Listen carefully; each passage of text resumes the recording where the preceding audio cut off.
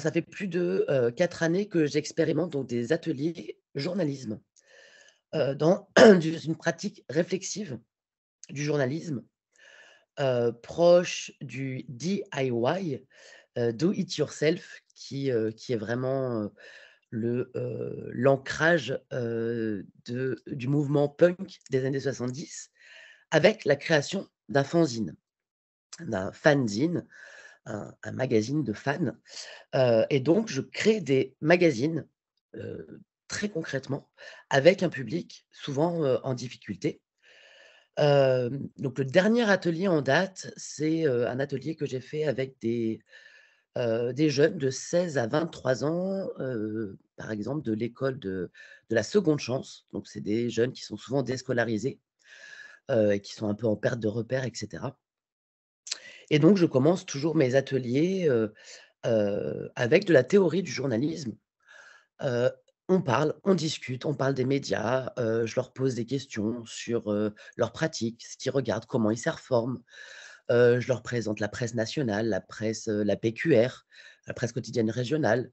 On discute, je leur donne des clés, des outils et puis, dans un second temps, donc les ateliers peuvent durer, à peu près 3 heures.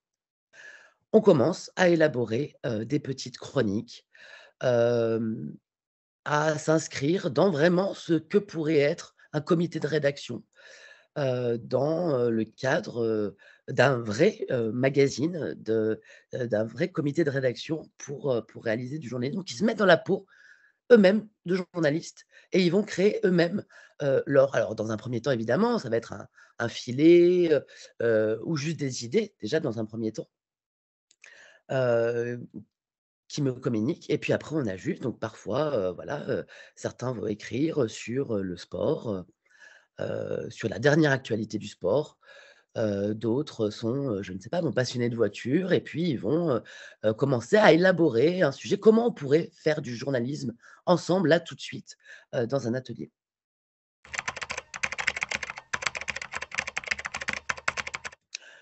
J'ai envie de dire, l'ensemble des pratiques que j'utilise en fait, pourraient être applicables, au monde, éducatif.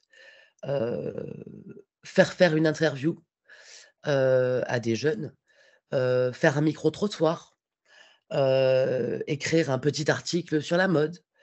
Tout ça, c'est des choses qui sont, tout à fait réalisables, qui sont presque à la portée de tous. Hem, Si on part pas dans des reportages à l'international ou dans une enquête de fond sur, hem, la politique ou le journalisme peut devenir tout à fait abordable. Pourquoi j'utilise aussi le fanzine? C'est que dans le fanzine, il y a tout un aspect créatif et une grande liberté. Parfois, certains jeunes n'ont pas envie de, ou n'ont pas aussi les capacités, je ne sais pas, ou ont des difficultés en tout cas à l'écrit. Ils vont plutôt me faire, un dessin, une BD, exprimer leur idée, leur envie, parce que c'est ça aussi mon cœur de cible, c'est de partir, heu, des gens avec lesquels je travaille, avec le public. C'est eux aussi qui formulent, l'éditorial, presque du fanzine. Évidemment, je cadre, j'oriente, mais il y a assez de rubriques, il y a assez de champs, dans le journalisme qui sont complètement exploitables. Et la particularité aussi de mon travail dans l'éducation média et l'information, c'est que je travaille toujours, enfin pas toujours, mais hors cadre, hors champ. J'ai fait beaucoup d'ateliers en bibliothèque, mais je fais aussi des ateliers à l'extérieur. C'est-à-dire que je peux emmener, un groupe de jeunes, dans la rue. On choisit une question et puis on va, donc ça s'appelle un micro-trottoir, hein, tout simplement, une question et plusieurs réponses. On se balade sur une place de la ville de Nice, puisque voilà, je suis la référente départementale, de l'éducation aux médias et à l'information dans les Alpes-Maritimes et voilà, on peut faire plein de choses, en fait, si on sort un petit peu du cadre. Après, j'ai un statut un peu particulier puisque je suis artiste, chercheuse. Je travaille dans, la réflexibilité, dans le travail réflexif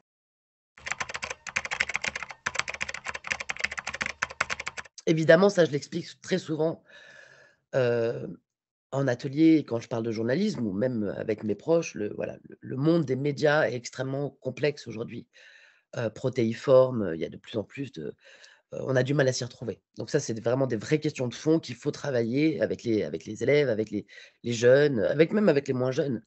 Il y a un gros travail à faire sur ça pour reprendre un peu les bases de la presse écrite, des médias télévisuels, radiophoniques et cetera pour se reposer les questions de savoir comment ça marche. Et puis alors ne parlons pas des réseaux sociaux qui ont mis aussi, beaucoup de flou dans tout ça. Donc ça, c'est des choses sur lesquelles je m'attarde, longuement aussi, auprès des jeunes avec qui je travaille. Et évidemment, ce contexte est compliqué, évolutif, hem, mais mon parti pris, c'est de faire du slow média, de quitter un peu les autoroutes, de l'information et de prendre des chemins de traverse, plus tranquilles, plus souples, plus loin, plus doucement et surtout sur des sujets qui intéressent les publics. Hem, on peut prendre le temps, d'aller interviewer quelqu'un sans se dire qu'il y a, voilà, le poids médiatique, sans être dans le rendement, voilà. Il y a tout un travail à faire sur, enfin, finalement, il y a pas de fatalisme non plus sur, l'évolution des médias. Les médias, la presse, tout ce grand monde du journalisme évolue depuis des décennies. Évidemment, là, il y a une énorme fracture avec, l'avènement d'internet, de tous ces réseaux. Mais finalement, tout cela existe encore, continue à exister. Il y a des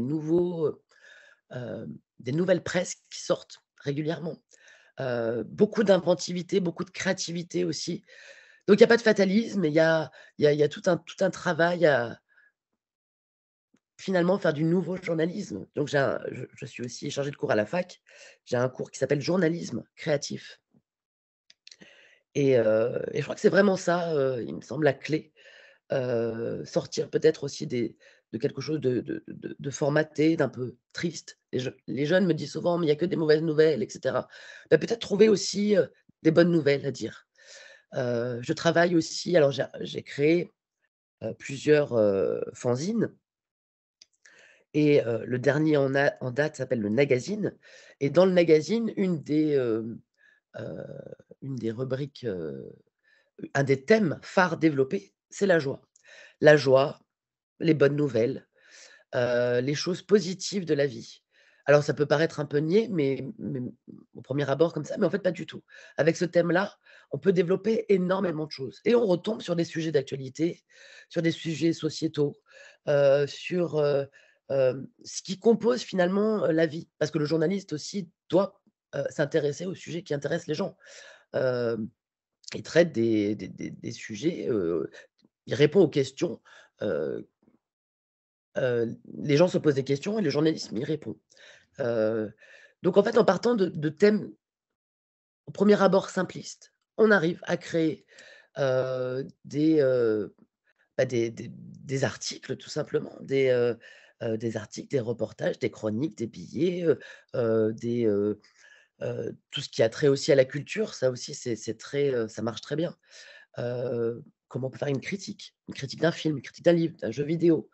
Donc on rentre vraiment, enfin dans mon travail, de comment moi j'aborde l'éducation aux médias et l'information, hem, on fait vraiment du journalisme, mais on ouvre un peu les fenêtres, les portes, on se libère, on est à l'aise avec ça et en faisant faire aux gens, au public, des choses concrètes, on s'approprie en fait la manière de faire des journalistes et on comprend mieux aussi tout ce monde des médias. D'un coup, oui, on sent que c'est beaucoup plus, ça apporte c'est décrypté, par le faire. Voilà, quand on se met à écrire un article, quand on se met à se poser les questions de savoir ah ben comment je pourrais dire ça? Il y a ça qui m'intéresse, comment je pourrais le dire de manière journalistique? Bah, de suite, il y a un éclairage, qui se fait, de manière, limpide.